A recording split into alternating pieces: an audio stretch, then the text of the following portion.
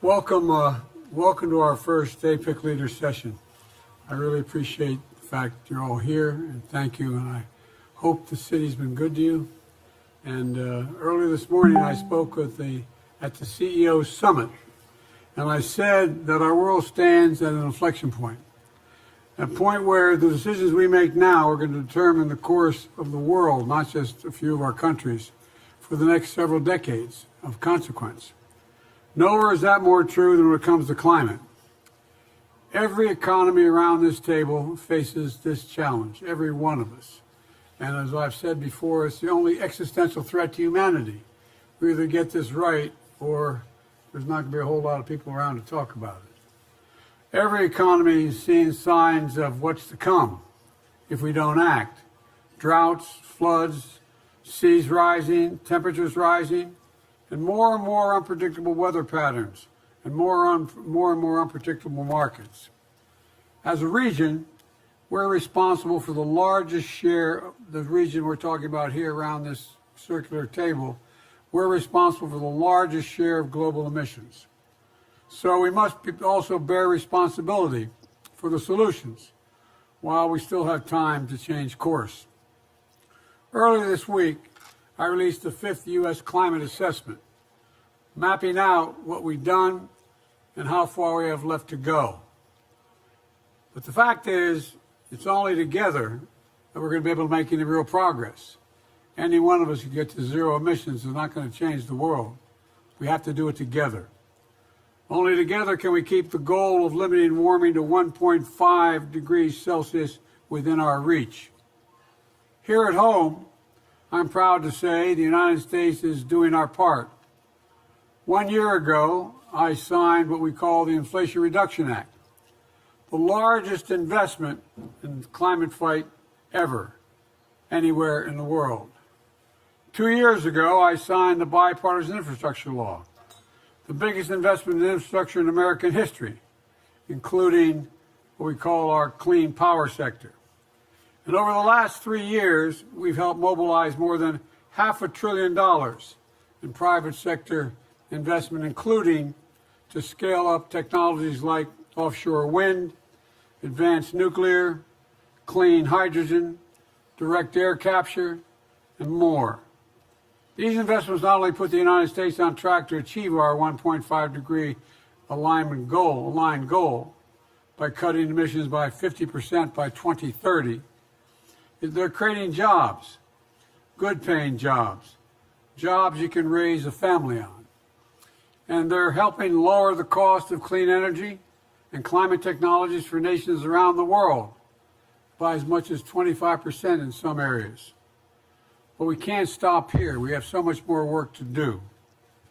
You all know, as well as I do, the impacts of climate change are being felt most by those who've contributed the least to the problem. You say that again. You know the impacts of climate change are being felt the most by those countries that contribute the least to the problem, including developing countries. We contributed a lot here in the United States over the last 300 years. That's why I'm working with our Congress to dramatically increase international climate financing. And this year, the world is on track to meet the climate finance pledge that we made under the Paris Agreement of $100 billion collectively. I've also asked Congress for another $25 billion to strengthen the role of the multilateral development banks in fighting the climate crisis, as well as starting with the World Bank. Because climate security, energy security, and food security, they're all related, as all of you know. I'm not telling you anything you don't already know. On top of this, we focused on ending deforestation. Forests are key to our future. In the United States alone, they absorb 10% of our greenhouse gas emissions as they stand today. We're also working with partners around the table to mobilize $1 billion to conserve the Amazon and other critical ecosystems in Latin America. You know, the Amazon is a great carbon sink. It absorbs more carbon from the air on a daily basis than the United States admits on a daily basis. and it should be preserved, and they need help in doing it.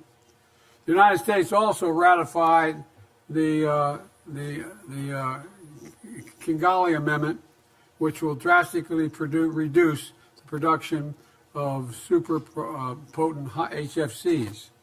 And finally, the Global Methane Pledge we launched 2 years ago together with just 7 other countries in the European Union has grown to include 150 countries. And here at home, the United States is turning this pledge into progress. We're investing more than $20 billion in methane mitigation to do things like plugging leaks throughout our oil and gas sectors. All told, in 2023, these steps, if finalized, will reduce methane emissions from covered sources by 87% below the 2005 levels. I encourage everyone around this table to also take strong national actions, because as I said earlier, it will take all of us to meet this moment. With the right commitments from every economy here, we can limit warming. We can build new energy futures and leave no one behind. And we can turn this moment into from great peril into a moment of great possibility. And the moment where we stood together to protect our people and preserve our planet for future generations, that's the moment we're at right now. That's the chance we have. That's what this session is all about. I'm looking forward to hearing directly from each of you about your climate needs and priorities, what help you may need as well. I'm looking forward to finding new ways to maximize our impact. And now I'd ask the press to depart, which will only take about 2 minutes, I'm sure.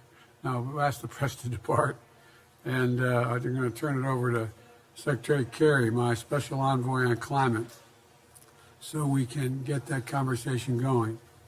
And thank you.